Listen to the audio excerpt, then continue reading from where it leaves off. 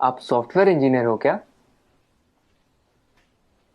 आप लोगों ने देश में कितनी तरक्की लाई है। सब कुछ कितना एडवांस हो गया है। थैंक्स। आप लोगों को देख के तो मैं एकदम हैरान हो जाता हूँ। आप कंप्यूटर में अंदर कुछ कोड करते हो और बाहर दुनिया बदल जाती है। इतना आसान नहीं है दोस्त, ये कुछ कोड का काम नहीं है, काफी मेहनत जाती है इसके पीछे। कॉम्प्लिकेटेड है, काफी कॉम्प्लिकेटेड। वाकई, इसीलिए तो आपको इतनी तनख्वाह मिलती होगी ना? Why does everyone just sees the money in it? इसके पीछे की मेहनत कोई नहीं देखता। हम हिंदुस्तानियों की सोच ही छोटी है। Just because मैं पूरा दिन एसी ऑफिस में होता हूँ और ऑब्वियसली मुझे पसीना तो आता ही नहीं होगा, राइट? आप लोगों को ताकत यूज करनी होती है, हमें दिमाग लगाना होता है। ये बाल सफेद ऐसे ही नहीं होते। Let me give you an example. वो ECG मशीन देखो, सब कुछ कंप्यूटराइज्ड है। आपके बॉडी में क्या क्या चल रहा है सब कंप्यूटर से निकाल सकते हैं। प्लेन की, ट्रेन की, लाखों रिजर्वेशन ऑनलाइन होती है। बैंक के ट्रांजैक्शन सब एक सिंगल डेटाबेस में। Data integrity, locking, data security. कुछ आइडिया ये सब डिजाइन करना कितना कॉम्प्लिकेटेड है? और आप कह रहे कि कोडिंग करना आसान है। आप ये सब कोड करना जानते हो?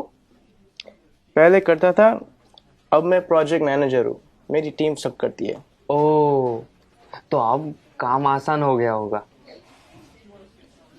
इस फील्ड में कुछ आसान नहीं है, जितना ऊपर जाओ उतनी ही रिस्पॉन्सिबिलिटी बढ़ती है, काम बढ़ता है, स्ट्रेस बढ़ता है। कोडिंग और डिजाइनिंग ये फिर भी आसान है, लेकिन अब मुझे पूरी टीम संभालनी पड़ती है। 10 लोगों को हर रोज जवाब देना होता है, क्वालिटी मेंटेन करनी होती है। 2 घंटे ईमेल ना चेक करूं तो लोग पैनिक करने लगते हैं।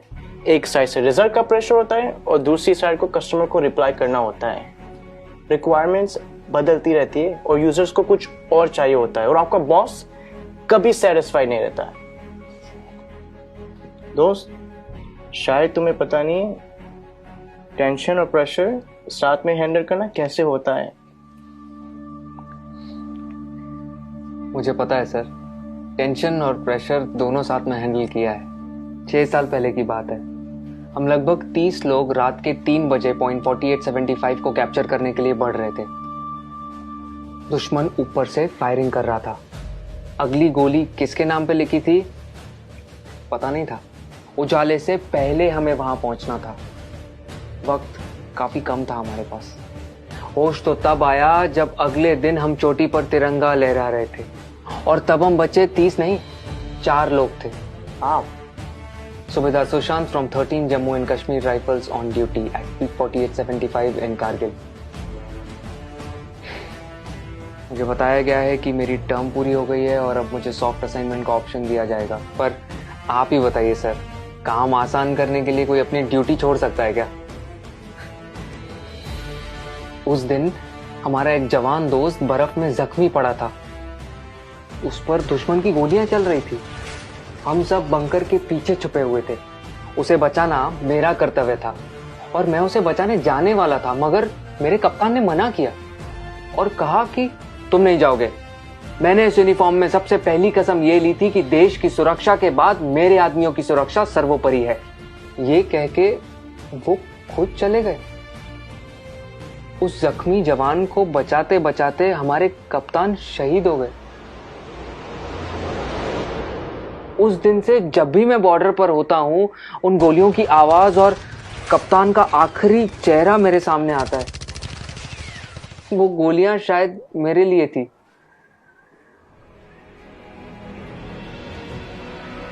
टेंशन और प्रेशर दोनों के साथ काम करना जानता हूं मैं। Sir, can you please go on? Yeah, sure. It was nice meeting you. Thank you for your service. जय हिंद। जय हिंद।